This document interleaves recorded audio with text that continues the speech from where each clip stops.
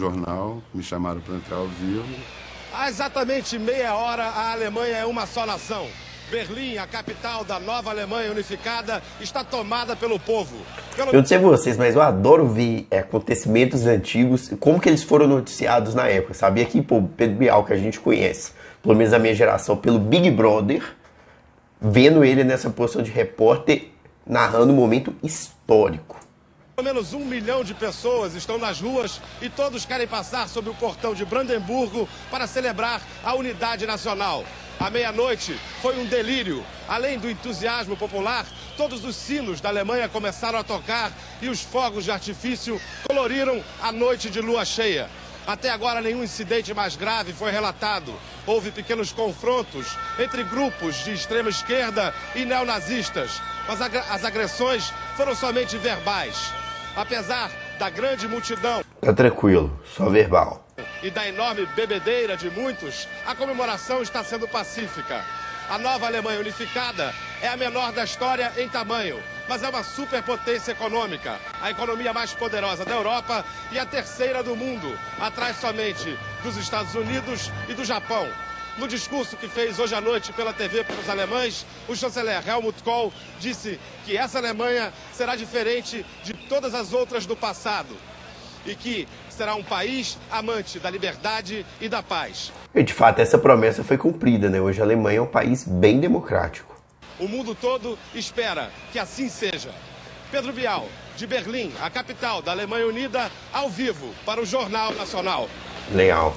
Boa noite. Boa noite. Boa noite. A gente fez, além da cobertura diária, nós fizemos um Globo Repórter. Nós achamos um personagem em Berlim Oriental que se preparava para atravessar. Numa rua residencial da Berlim comunista, com prédios ainda marcados pelos tiroteios da Segunda Guerra Mundial, parecia no Rio de Janeiro. Fomos ao apartamento da família Kulling. Este é um dia importante para os Kullings. Vão atravessar o muro de Berlim para o lado ocidental. Também não em definitivo, ele queria ir ao outro lado. Então nós fomos juntos. Vão no próprio carro, um apertado Trabant, de fabricação local, que conseguiram comprar depois de muitos anos na fila de espera.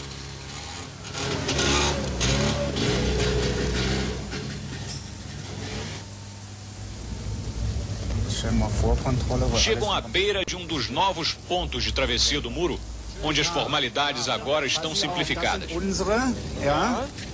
So, meine Frau, meine Tochter, und das ist ein Kollege vom brasilianischen Fernsehen, der möchte gerne mit uns rüber, wenn wir das vorzeigen. Da fachada branca e lavada do muro no setor comunista, os Kullings passam para o lado colorido e vibrante do muro no lado ocidental. É a primeira vez que eles saem em quase 30 anos.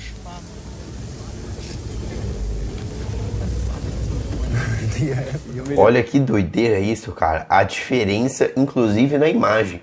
Se você parar para pensar, isso de um lado ser totalmente branco e limpo e o outro lado tá colorido, até remonta essa ideia que no regime comunista, remonta essa ideia de que a virtude da liberdade, ela tem uma irmã feia, vamos chamar assim, que é a desorganização. Então, quanto mais liberdade, uma sociedade tende a ser mais desorganizada. E quanto mais organizada, tende a ter menos liberdade. Então, regimes comunistas, eles são muito organizados. Se você pegar a China, por exemplo, você tem muita ordem, só que você tem pouca liberdade. E regimes mais no estilo de uma democracia liberal, você tem mais liberdade, só que você tende a ter uma desordem. Então, pichação, desenho, tudo. E é interessante como isso fica materializado aqui. Temos os números. Num fim de semana, 2,5 milhões de pessoas atravessaram para ver. Não era uma ida definitiva. No passado, você atravessava para fugir. Mas nesse dia, as pessoas que não sabiam que podiam voltar, atravessaram o muro, passaram o fim de semana passeando por Berlim, pela Berlim Ocidental, e é um... É tipo você ver um mundo novo, é um outro mundo. Um exemplo de consumo ostensivo. E as pessoas andavam pela rua como que hipnotizadas, vendo aquele mundo ali, que conheciam mais ou menos por transmissões de televisão. Mas era um mundo proibido para elas, então elas andavam pelas ruas assim semi-catatônicas, olhando para as lojas de carros luxuosos, de artigos de luxo. No centro, a primeira parada é no banco. O governo alemão ocidental dá 100 marcos, cerca de 600 cruzados novos, a cada cidadão que chega da parte oriental.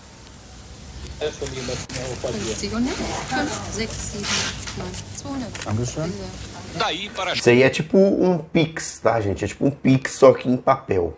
compras na Kurfürstendamm, a principal avenida de comércio em Berlim Ocidental.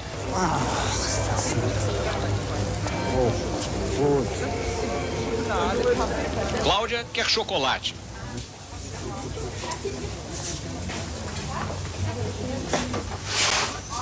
Para a mãe dela, a tentação maior é café fresco, moído na hora.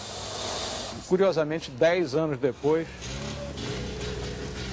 Foi um trabalho muito interessante. Nós recuperamos uma família que o Cílio Bocaneira tinha acompanhado quando o Muro de Berlim caiu, em novembro de 1989. Que foda. E localizamos essa família outra vez em Berlim Oriental. E acompanhamos essa família, então, todo esse tempo depois da queda do muro. A família ainda mora em Berlim Oriental. Mas a casa esburacada de 7 anos atrás está sendo reformada agora às custas do governo. Antes do muro cair, eles dirigiam um fedorento Trabant, trocado há pouco por um moderno Golf. Gudrun sempre se vestiu com modéstia, mas hoje tem mais recursos para compor seu estilo discreto. Cláudia era uma tímida menina do leste. Agora é uma moça que já viajou por 3 continentes. Na primeira visita ao Ocidente, 7 anos atrás, a família só queria chocolate e café. Agora, Georg e Gudrun experimentam mostarda francesa e massa italiana. Nem precisam mais ir ao Ocidente para ficar perdidos no que é novo. Fiquei 6 dias filmando em Berlim para fazê-la. E para o Jornal da Globo eu fiz mais o lado arquitetônico. Um boneco vigia a grama que cresce onde era o Muro de Berlim. A cidade que mudou de cara tantas vezes faz outra plástica radical. Os alemães com essa gana que eles têm de passar borracha no passado. Pô, que loucura, né? Porque não quer dizer que você tem menos recurso de um lado. Igual, quando caiu o muro, aí esse outro lado começou a se desenvolver mais também em termos econômicos. Mas o que pauta você querer viver no lugar, o seu estilo de vida, não é só a questão da economia. Como eu disse, você ter mais liberdade de um lado, ter mais capitalismo também traz algumas consequências que as pessoas vão ter que avaliar. Pô, eu quero aquelas vantagens com aquelas consequências ou não? Eu prefiro não ter algumas coisas ou agora ter em menor quantidade, mas me manter com uma ordem maior, com valores maiores. É tipo como se fosse uma pessoa que veio do interior para a cidade. Lembra muito essa comparação, né? Maior concentração de guindastes da Europa. Eles dominam o céu de Berlim. Imagina quantas bombas eles não acharam enterrado aí depois, né? Construído com 560 bilhões de dólares, 4 vezes a dívida externa brasileira. O que é velho vai acabando depressa. Só a marca no chão lembra aqui o muro que dividia também o mundo. Os alemães orientais começaram a refazer o seu passado de uma maneira muito estranha. Muito presa ao fato de se sentirem inferiores aos alemães ocidentais, que nunca deixaram os alemães orientais esquecerem que de fato eles eram considerados cidadãos de segunda classe. Na Berlim inteira, só aqui sobrou um pedaço grande do muro. Ainda assim, porque ele foi construído em cima de um cemitério e hoje protege a paz dos mortos.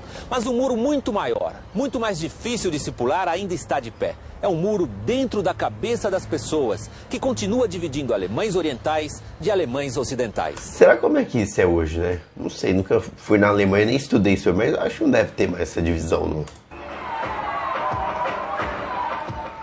A dificuldade de se fazer uma boa reportagem era óbvia, era muito grande. E nós conseguimos resolver porque os alemães orientais já estavam então dominados por uma onda de nostalgia do que tinha sido a Alemanha Oriental. Então, no caso de Berlim, essa reconstrução no centro da cidade e o que eles estavam colocando no centro da cidade dizia muito mais sobre 40 anos de história da Alemanha do que qualquer tratado acadêmico. Muito legal, velho. A Globo arrasou nisso daí.